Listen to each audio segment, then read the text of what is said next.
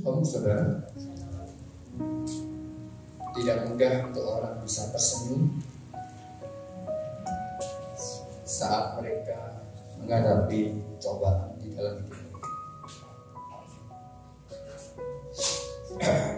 Sangat mudah orang tersenyum saat mereka dalam kebahagiaan.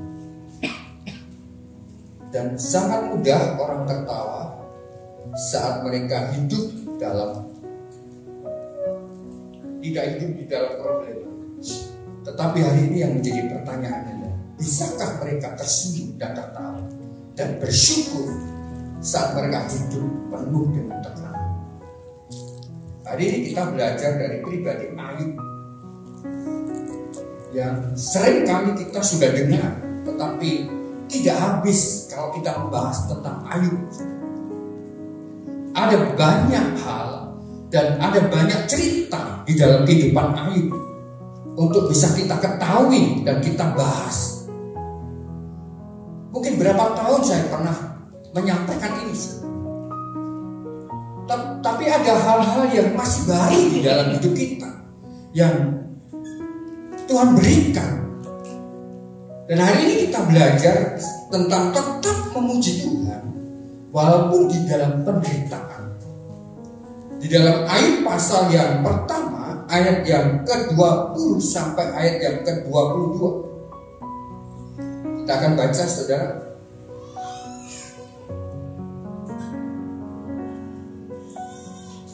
Di sana diceritakan, maka berdirilah Ayub, lalu mengoyak jubahnya dan mencukur kepalanya, kemudian sujudlah ia dan menyembah. Ayat 21. Katanya, dengan telanjang aku keluar dari kandungan ibuku, dengan telanjang juga aku akan kembali ke dalamnya. Tuhan yang memberi, Tuhan yang mengambil, terpujilah nama Tuhan. Ayat 22. Dalam kesemuanya itu Ayub tidak berbuat dosa dan tidak menuduh Allah berbuat yang kurang patut. Sudah saudara, di dalam pendahuluan tadi sudah saya sampaikan bahwa tidak mudah orang tersenyum, tidak mudah orang tertawa. Kalau mereka dalam keadaan bahagia mungkin bisa mereka tertawa, mudah mereka tersenyum.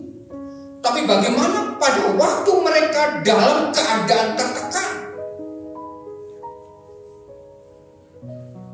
Ini yang harus kita ketahui.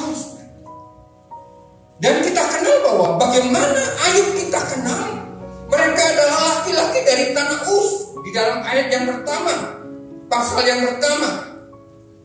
Orang yang saleh, dikenal saleh, orang yang jujur, orang yang takut akan Allah dan menjauhi kejahatan. Dan Ayub juga orang yang tidak melupakan perannya sebagai imam di dalam hidupnya. Dan itu semua dikerjakan dan dilakukan Ayub dengan penuh rasa takut kepada Tuhan. Kalau hari ini mungkin Ayub adalah orang yang sempurna. 1000 macam saudara, 1001 kalau kita hari ini menemukan orang yang seperti Ayub, jujur, saleh, takut akan Tuhan. Bahkan dia tidak melupakan perannya sebagai seorang imam. Karena dalam ayat yang kelima sana diceritakan pada waktu anak-anaknya mengadakan pesta, bergantian mereka melakukan. Tetapi Ayub dengan tanggung jawabnya sebagai seorang ayah, dia takut kalau anak-anaknya berdosa. Dia mempersembahkan itu di hadapan Tuhan, dikuduskan anaknya satu persatu. Ayub juga orang yang kaya raya.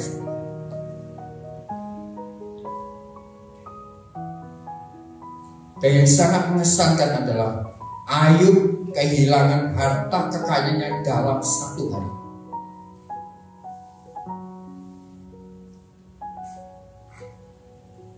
Dan bukan hanya itu saja, Ayub juga kehilangan semua anak-anaknya juga dalam satu hari.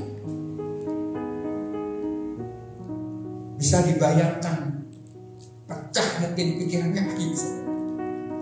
Kalau hari ini mungkin diperhadapkan sama kita mungkin sinting. Karena kalau kita kehilangan orang yang kita cintai hanya satu saja. Kadang-kala berlarut-larut rasa dukanya di dalam hati kita. Ini semua habis dalam satu.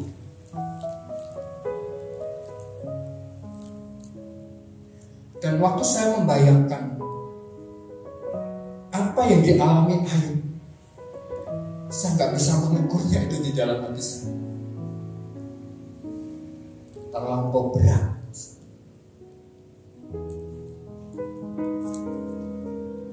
Jadi di sini apa yang kita ambil dari Ayub ini? Yang pertama kita boleh melihat bahwa hidup dalam ketaatan dan kesalehan tidak menjamin orang itu bebas dari ujian dan tantangan. Alkitab tidak pernah berjanji bahwa orang-orang percaya itu luput dari tantangan. Alkitab tidak pernah menuliskan bahwa mereka tidak ada tantangan. Tetapi Alkitab mengajarkan dalam setiap tantangan, dalam setiap persoalan, Tuhan memberikan kekuatan di dalam hidup mereka.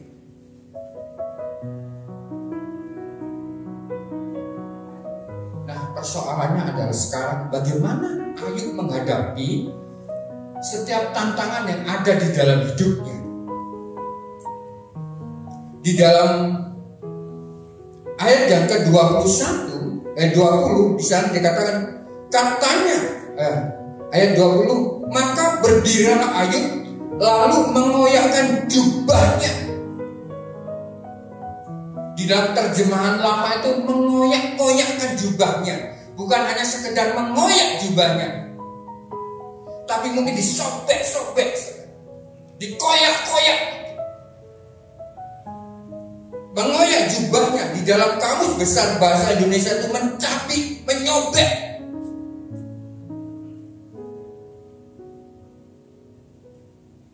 Di dalam bahasa Ibrani dikatakan faigra, menunjukkan perbuatan yang tegas dan penuh emosi. Bayangin kita, saya bisa membayangkan bagaimana pada waktu itu Ayub menghadapi segala sesuatunya. Dia tegas, dia penuh dengan emosi. Perasaannya dikuasai oleh sesuatu hal. Mungkin pada waktu itu dia nggak bisa diotak-atik.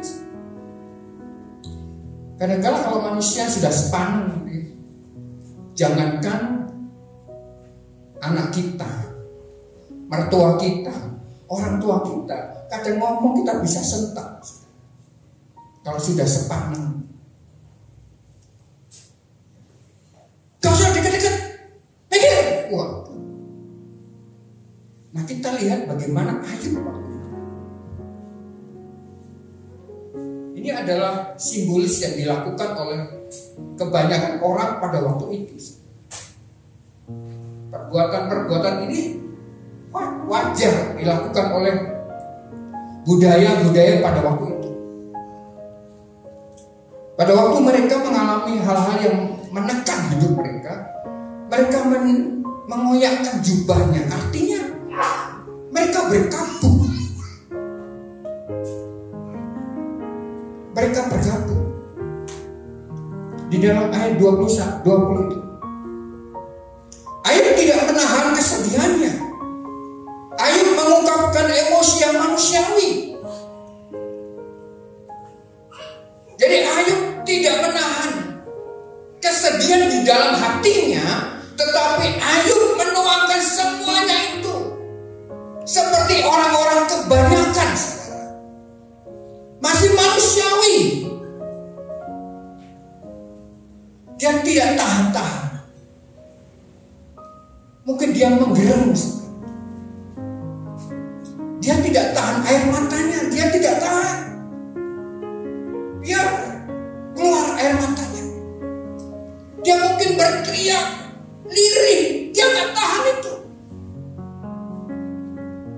Tetapi dia lakukan. Dan ini kebanyakan orang. Saat kita menghadapi seperti Ayub pun, kadang-kadang teriak. Berteriak mungkin. Masuk kamar mandi mungkin. Nyelupin mungkin di kepala kita celupin supaya nggak ketahuan orang. Kita celupin ke bak, mungkin kita berteriak. Saking penatnya di dalam hatinya. Ini luar biasa.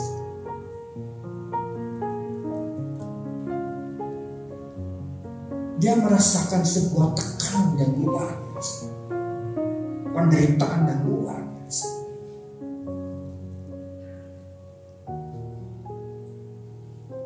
Dan Ayub menyikapi juga dengan manusiawi, secara manusiawi.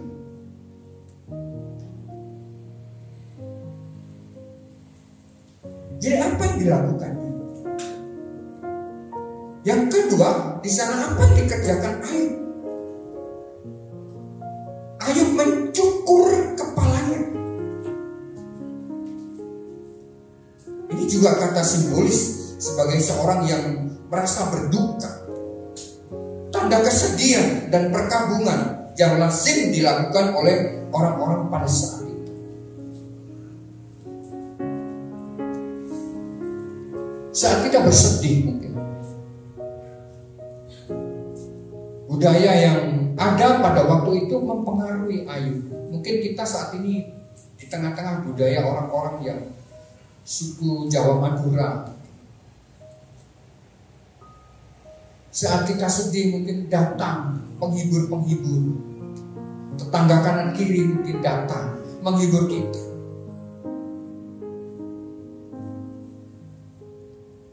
Ada orang-orang yang begitu peduli dengan kita mungkin.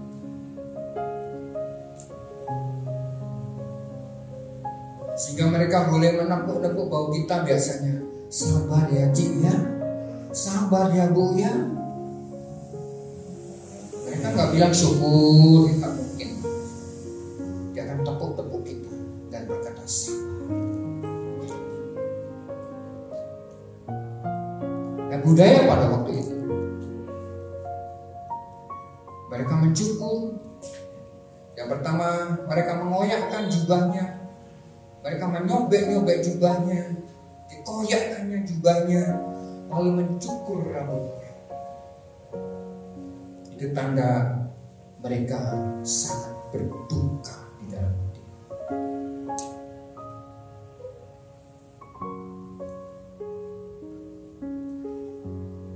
Perasaan manusia dapat berubah-ubah.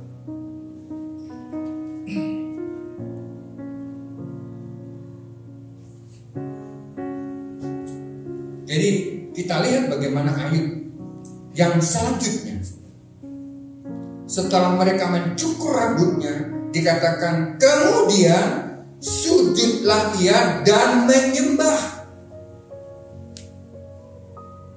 Sujud dan menyembah.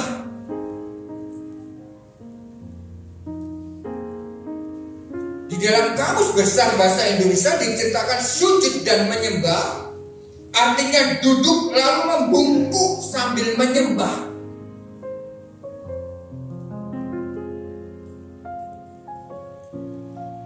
Atau kata Ibrani dari akar syakah yang artinya bersujud atau menundukkan diri.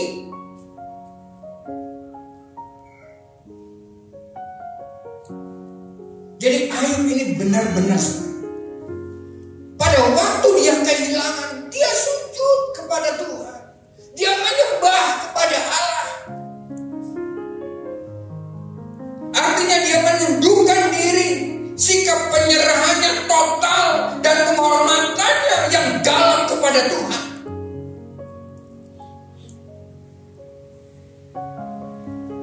Jadi mereka bersujud. Dia menyerahkan secara total hidupnya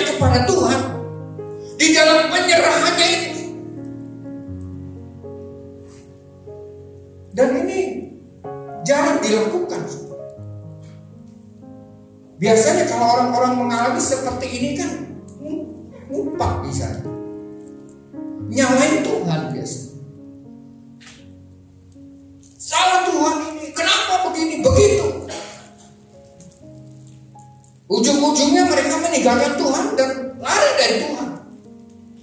Tetapi Ayub dalam keadaan itu dia merespon. Responnya Ayub bagaimana, saudara? Ayub dalam konteks ini dia merespon dengan pengakuan terhadap otoritas pada kedaulatan Tuhan.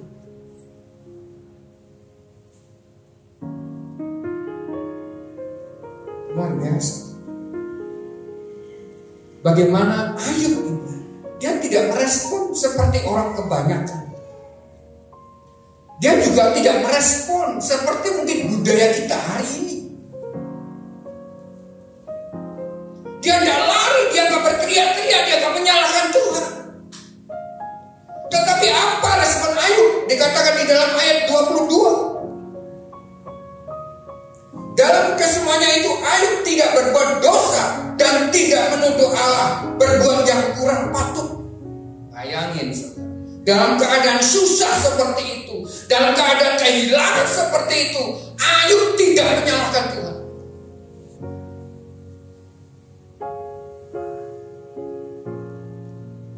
Atas apa yang terjadi di dalam hidup. Dan kan sering sangat kontras dengan budaya-budaya yang kita hadapi hari ini. Kebiasaan-kebiasaan yang kita alami mungkin sangat kontras dengan apa yang dilakukan Ayub. Dia tidak berdosa dalam menghadapi semuanya itu. Mungkin secara manusia kita kadang-kala kan menganggap sesuatu itu wajar. Kadang-kala seperti teriak wajar karena dia susah. Wajar kalau dia tidak ke gereja, wajar.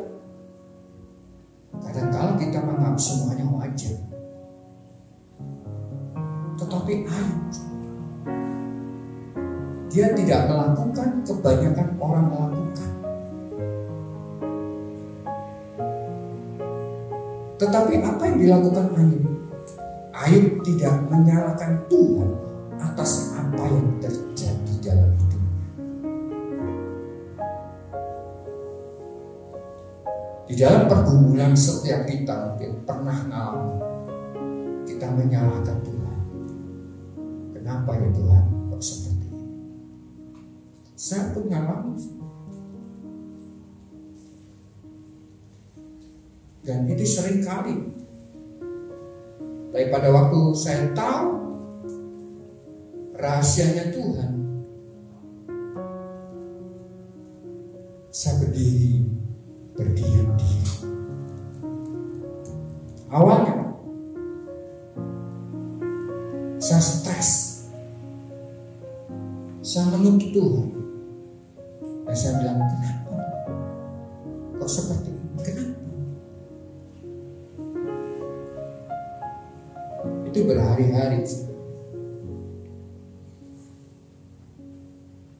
Tetapi kejadian itu membawa saya mengerti, memahami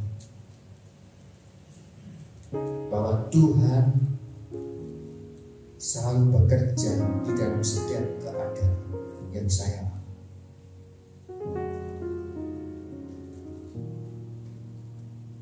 Ayub tidak menyalahkan Tuhan. Jadi Ayub menyadari segala sesuatu yang ada dalam hidupnya adalah kepunyaan Allah. Kalau saudara menyadari ini, saudara kehilangan apapun di dalam hidup saudara, saudara tidak menyalahkan Tuhan. Karena apa? Yang kita punyai semuanya adalah kepunyaan Allah. Amin. Istri, anak, kekayaan, apapun yang ada di dalam hidup kita, ini kepunyaan Allah.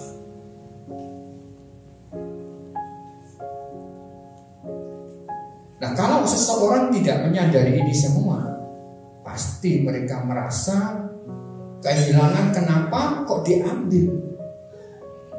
Padahal yang ngambil itu yang punya. Tuhan itu titip. Win, aku titip Joyce ya. Aku titip Jerry ya.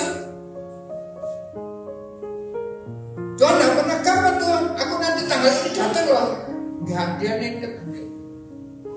Gak tahu kapan ngambilnya kan gak tahu. Aku tetap ini, tetap itu. Kita nggak tahu kapan diambil oleh Tuhan. Tetapi yang dilakukan Ayub pada waktu itu, kalau kita baca ayat pertama, kedua, ketiga, keempat, kelima semuanya, dia bertanggung jawab apa yang dilakukan, apa yang dititipkan oleh Tuhan kepadanya.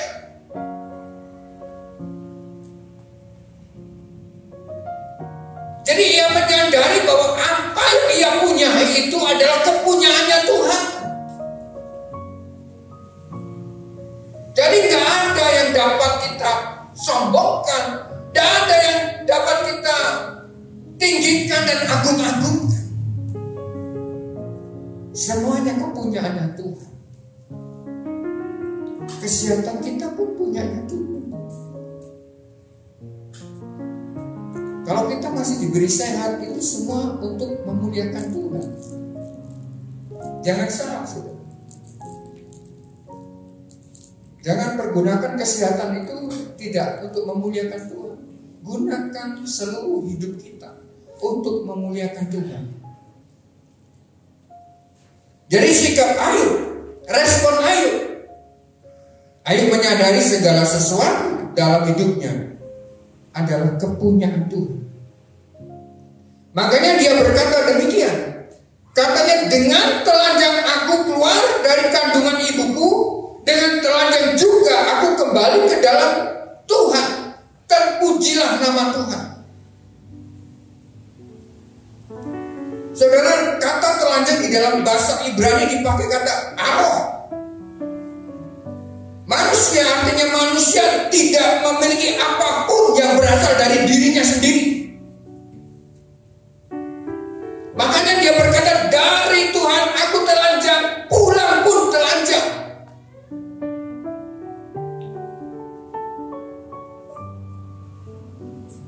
Jadi kita pada waktu datang lahir telanjang kan, tidak mungkin kan ada orang lahir langsung bajuan, nggak ada.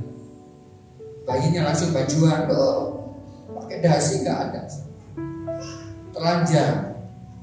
Nanti pun pulang pun juga telanjang. Tapi budaya kita, budaya orang Kristen dipengaruhi oleh budaya-budaya yang lain.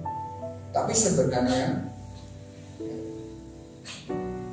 budaya yang ada di dalam hidup kita, di sekitar kita kan, kalau kita lihat mereka telanjang.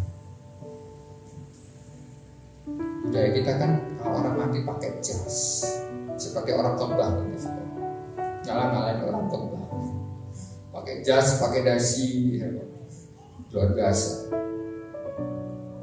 Sepatu semuanya yang bagus-bagus dimasukin di dalam peti. Jadi kita lihat bahwa dikatakan datang telanjang, kembali pun telanjang. Ini yang dilakukan oleh katanya Ayub dalam ayat yang ke-21. Dengan telanjang aku keluar, dengan telanjang pun aku juga kembali kepada Tuhan. Nah sekarang apa yang dilakukan Ayub? Dalam penderitaannya ia tetap memuji Tuhan. Apa yang dikerjakan Ayub? Walaupun di dalam penderitaannya Ayub tetap memuji Tuhan. Tidak mudah, saudara. Tidak mudah. Orang susah memuji Tuhan itu gak mudah, kecuali orang India. Orang India itu susah, nangis. Iparnya mati, ibunya mati, saudaranya mati, semuanya gak ada, nyanyi. Kalau kita pernah lihat orang India kan gitu kan, susah nyanyi, senang nyanyi. Itu orang India. Gak tahu isinya apa, tapi itulah kebiasaan yang dibangun di dalam budaya orang India. Nah sebenarnya kan budaya kita di dalam Alkitab seperti itu. Bersukacita senantiasa. Itulah yang dikehendaki Tuhan di dalam hidup kita. Jadi di sini kita lihat bagaimana Ayub bisa memuji Tuhan dalam keadaan menderita seperti itu. Di dalam ayat ke-21 bagian yang ke B dikatakan, di sana dikatakan, dengan telanjang juga aku akan kembali ke dalam Tuhan. Tuhan yang memberi, Tuhan yang mengambil, terpujilah nama Tuhan. Jadi di sini Ayub menyadari akan kedaulatan Tuhan. Ia memiliki otoritas yang tertinggi sebagai pencipta, sebagai penguasa atas segala sesuatu. Dia berkuasa. Dia menyadari bahwa segala sesuatu itu kepunyaan Allah. Kedaulatan Tuhan. Ia memiliki otoritas sebagai pencipta dan berkuasa atas segala sesuatu yang kita miliki. Maka dia berkata, terpujilah Tuhan.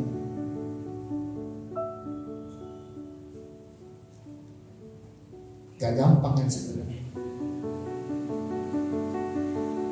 Kalau kita berjalan memang, ya inilah harga yang harus kita bayar.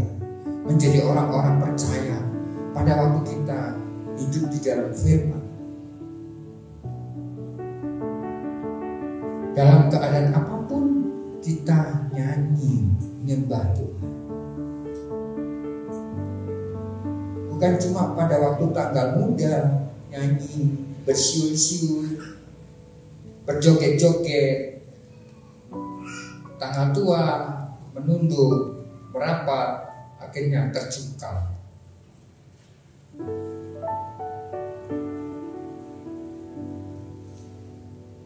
Setiap hari kita menerima berkat daripada Tuhan. Amin. Berkat itu bukan cuma harta. Kekuatannya itu berkat Tuhan, mujizat Tuhan. Mujizat Tuhan itu sebenarnya kita alami setiap hari. Kita bisa bangkit, itu mujizat Tuhan. Kita bisa berjalan, itu mujizat Tuhan. Bayangin kalau kita tiba-tiba mau orang tidak dapat duduk, orang nggak bisa, tiba-tiba nggak bisa berjalan. Jadi jangan diukur berkat itu mesti harus harta, kekayaan, tidak harus.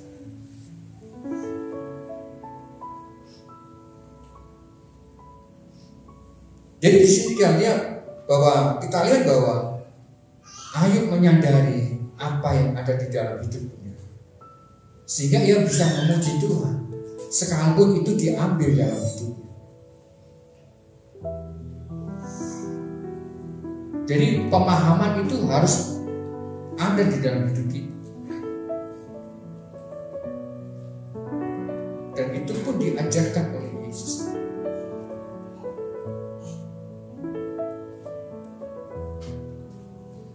Kita sebagai bendahara yang baik tahu kita harus mengelola apa yang Tuhan percayakan di dalam hidup kita dengan baik. Dan seandainya Tuhan ambil pun, ya kita nggak merasa kehilangan, bahwa itu bukan punya kita, itu punyanya Tuhan. Ayat yang ke-22, dalam kesemuanya itu Ayub tidak berbuat dosa dan tidak menuduh Allah berbuat yang kurang patut. Saudara, hal yang kedua, bagaimana Ayub bisa memuji Tuhan dalam keadaan yang seperti itu, di dalam penderitaan. Ayub menghadapi segala sesuatu dengan mengutamakan iman, bukan perasaan. Dia beriman kepada Tuhan, bukan perasaan. Kalau Ayub mengutamakan perasaan, dia sedih,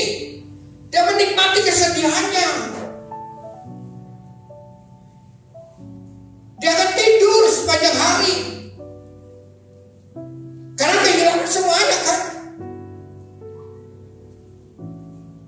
Akhirnya dia menjadi orang yang melo. Tetapi Ayub gak seperti itu.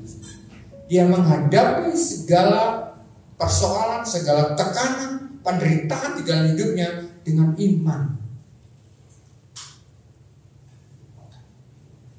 Apakah sedih Ayub? Oh, sedih. Sangat sedih. Tetapi Ayub tidak menghadapi kesedihannya itu dengan perasaannya. Perasaan kan bisa berubah-ubah. Hari ini kita bisa senyum, 1 jam kemudian tidak bisa. Sakit gigi, tidak bisa senyum. Kita hari ini 1 jam bisa tertawa, 20 menit lagi kita mungkin tidak bisa.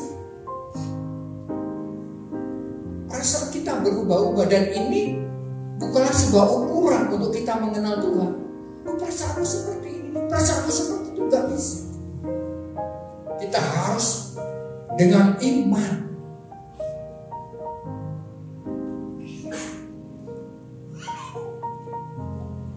Kita harus menghadapi itu semuanya dengan iman,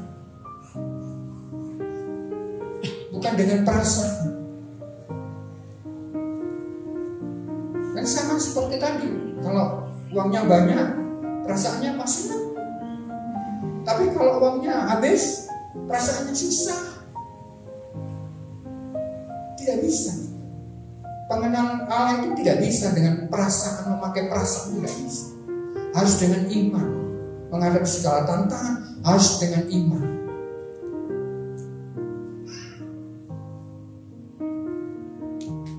Karena perasaan manusia dapat berubah-ubah. Jadi perasaan tidak dapat dijadikan sebuah ukuran untuk kita menjalin hubungan dengan Tuhan. Harus dengan iman.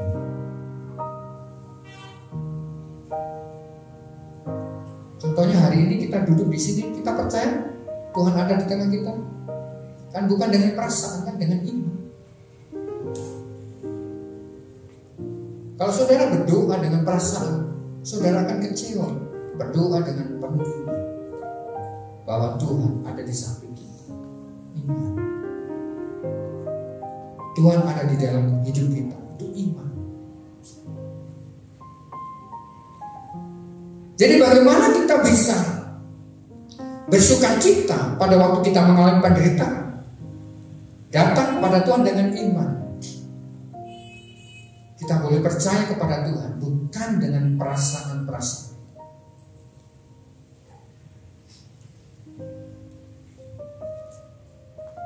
Yang ketiga, Ayub menyadari dan memahami bahwa memuji dan menyembah harus dalam segala keadaan. Dalam ayat 21, dalam segala keadaan. Dia katakan demikian, katanya, dengan telanjang aku keluar dari kandungan ibuku, dengan telanjang juga aku akan kembali ke dalamnya. Tuhan yang memberi, Tuhan yang mengambil, terpujilah nama Tuhan. Kalau kita memuji nama Tuhan, nunggu hati kita senang, kita gak akan memuji-muji Tuhan.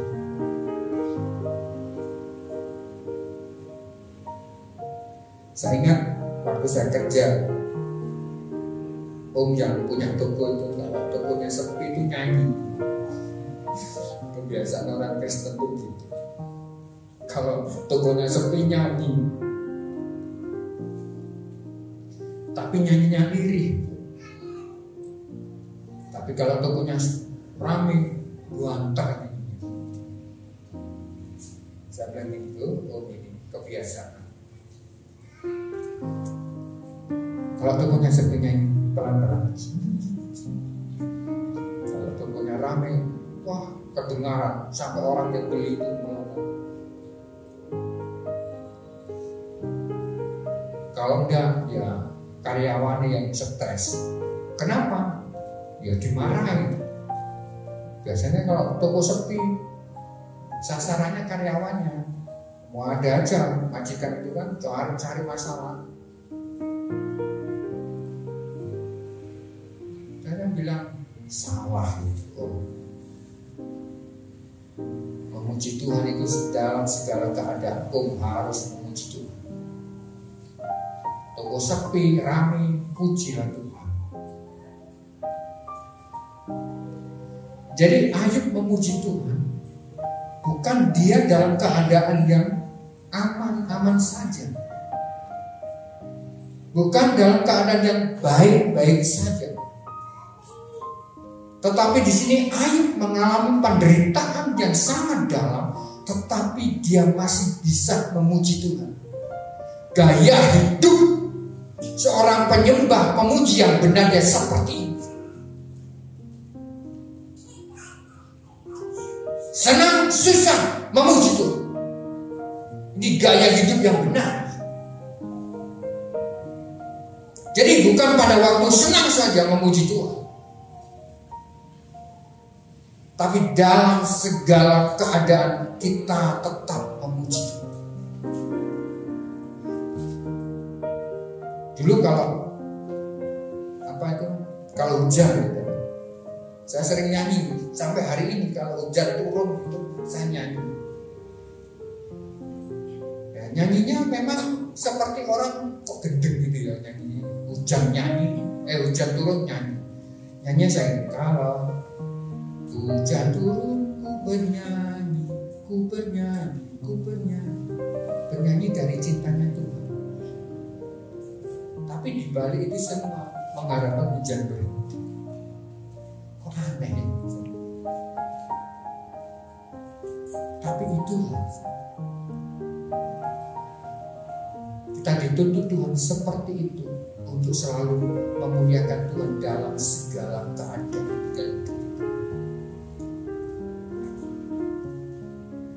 Ada buku yang saya baca, mengucap kuasa di dalam pengucapan syukur.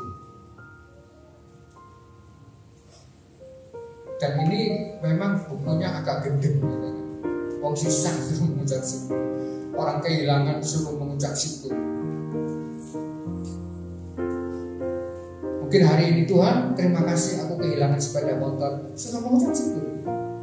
Ini kan gak masalah.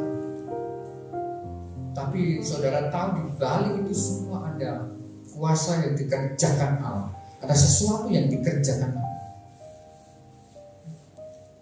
Makanya di sini kita lihat Ayub memuji Tuhan bukan dalam keadaan baik-baik saja,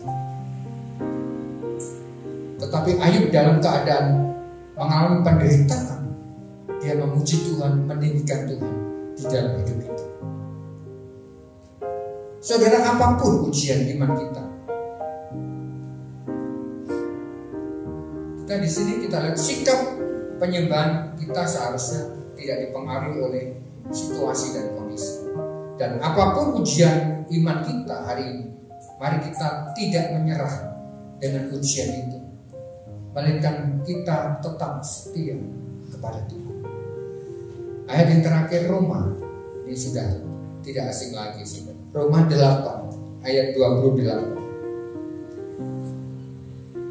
Kita tahu sekarang bahwa Allah turut bekerja dalam segala sesuatu untuk mendatangkan kebaikan bagi mereka yang mengasihi Dia, yaitu bagi mereka yang terpanggil sesuai dengan rencana. Berapa hari yang lalu anak saya itu yang nomor 1 itu bilang ini, Pak, berikan ayat Pak untuk menguatkan. Teman-teman juga menguatkan saya. Wah, di Roma bagus. Allah itu turut bekerja dalam segala sesuatu untuk mendatangkan kebaikan. Apapun yang kamu hadapi hari ini atau semisal atau nanti,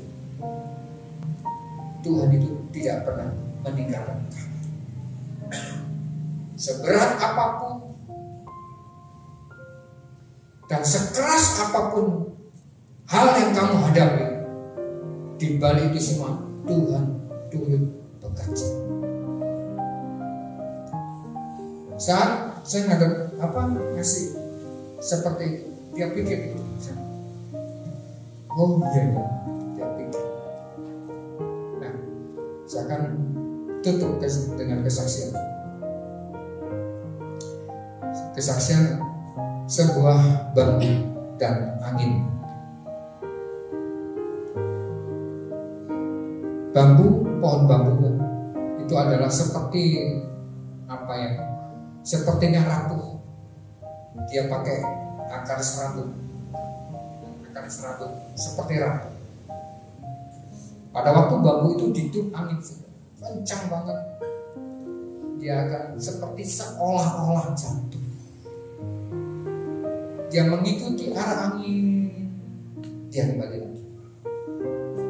Kalau anginnya ke kanan, dia ke kanan. Seperti jatuh, dia bertiup. Lalu anginnya nggak ada, dia kembali. Demikian juga pada waktu dia ke kiri, anginnya ke kiri. Seakan-akan bambu itu tumbang. Tetapi setelah anginnya nggak ada, dia tegak kembali.